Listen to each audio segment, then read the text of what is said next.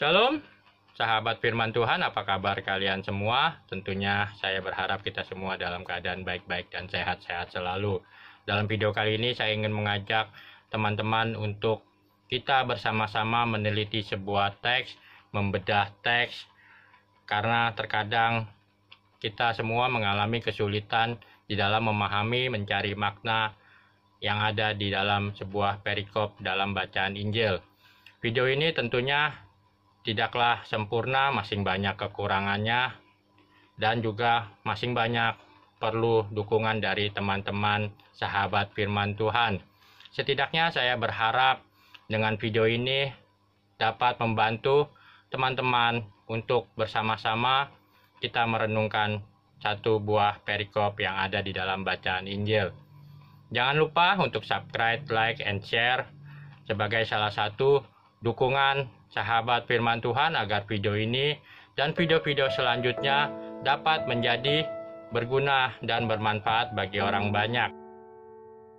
Teman-teman, bacaan Injil pada perjumpaan kita kali ini saya ambil dari Injil Lukas bab 12 ayat 16-21 dan saya beri judul untuk siapakah itu nanti.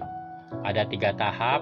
Tahap pertama, kita membaca dan menulis ulang perikop itu secara berstruktur. Kita baca berulang-ulang lalu mulai menulisnya kembali secara berstruktur seperti gambar yang ada sekarang ini. Teman-teman bisa menambahkan warna-warna untuk kata-kata yang penting ataupun kata kunci agar kita dapat lebih mudah membaca dan menangkap teks yang ada. Kita masuk tahap kedua dengan cara membagi perikop ini menjadi beberapa tema, beberapa topik yang sama. Perikop ini saya bagi menjadi 2. Yang pertama ialah kita pada ayat 16 sampai dengan 19, saya beri judul percakapan monolog seorang kaya. Di sini kita bisa melihat ada seorang kaya yang tanahnya berlimpah-limpah hasilnya. Apa yang dikerjakan orang kaya ini? Yang pertama, ia bertanya di dalam hatinya, lalu ia berpikir mencari solusi, mencari jalan keluar atas masalah yang ada.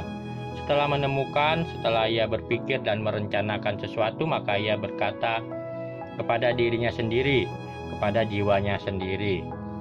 Dari sini kita bisa melihat percakapan yang monolog, tanya jawab dari hati, pikiran sampai ke jiwa. Hal ini sebenarnya adalah hal yang manusiawi, hal yang juga kita alami sehari-hari. Namun permasalahannya adalah ke arah mana hati, pikiran, dan jiwa kita. Orang kaya ini, hati, pikiran, dan jiwanya mengarah kepada harta miliknya sendiri. Orang kaya ini meletakkan, bahkan menyerahkan hidupnya pada kekayaannya. Dikatakan, beristirahatlah, makanlah, minumlah, dan bersenang-senanglah. Semua hanya untuk bersenang-senang. Pencarian hidupnya untuk kepuasan dan kenyamanan diri sendiri. Seolah-olah hanya itulah tujuan hidup orang kaya di dunia ini. Kita masuk ke subtema yang kedua dalam perikop ini, ayat 20 sampai dengan 21. Saya beri judul Firman Allah berbicara. Firman Allah datang kepada orang kaya ini, menyebutnya sebagai orang bodoh karena hati dan pikirannya hanya mencari kesenangan jiwanya dan kepuasan dirinya sendiri. Malam ini juga jiwamu akan diambil. Untuk siapakah itu nanti? Pertanyaannya.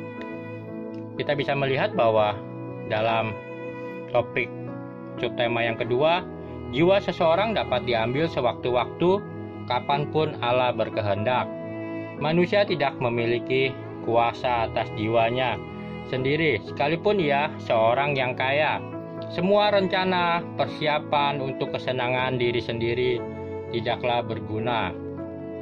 Lalu pada ayat 21 dikatakan, kamu harus kaya di hadapan Allah. Ketika hidup berpusat pada kepuasan diri dan kesenangan jiwa, mengumpulkan harta bagi dirinya sendiri, maka firman Tuhan katakan kebodohan hidup yang sia-sia.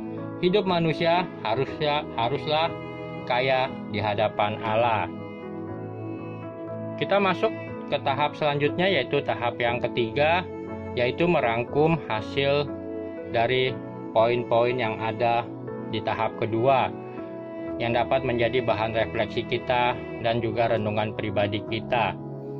Poin yang pertama, apa yang sudah saya perbuat dan rencanakan di dalam hidup saya?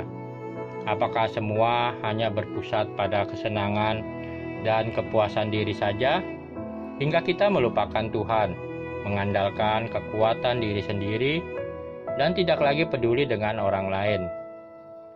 Ketika pusat hidup kita adalah kesenangan dan kepuasan diri, maka kita akan mudah jatuh ke dalam dosa ketamakan, hidup untuk mengejar harta duniawi, kekayaan, kekuasaan, bahkan status sosial.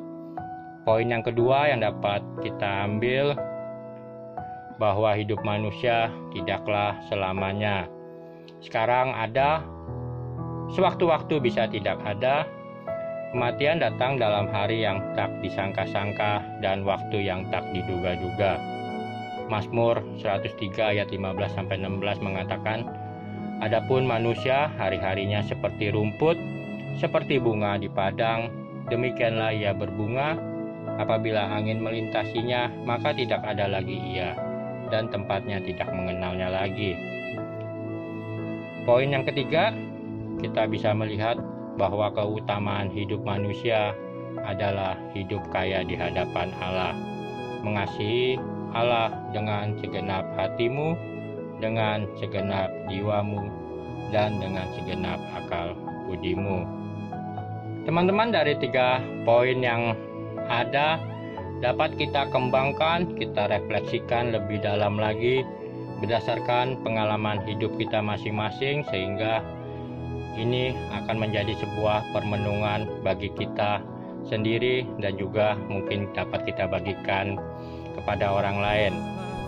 Sahabat firman Tuhan bisa memberi tambahan dan juga sharing-sharing pengalaman dari ketiga poin di atas di kolom komentar untuk kita diskusikan bersama-sama, atau juga bisa menuliskan perikop mana yang nanti akan kita bedah teks untuk video-video selanjutnya. Jangan lupa subscribe channel ini. Selama ku hidup bagimu, mataku tetap memandang. Semoga video ini sungguh bermanfaat dan dapat membantu teman-teman sahabat firman Tuhan dalam merenungkan dan merefleksikan sebuah perikop dalam bacaan Injil, hingga dapat menemukan sukacita dan makna bagi diri kita sendiri dalam setiap perkataan firman Tuhan. Tetap setia, tetap semangat. Fiat Lux, jadilah terang. Semoga Tuhan Yesus memberkati kita semua.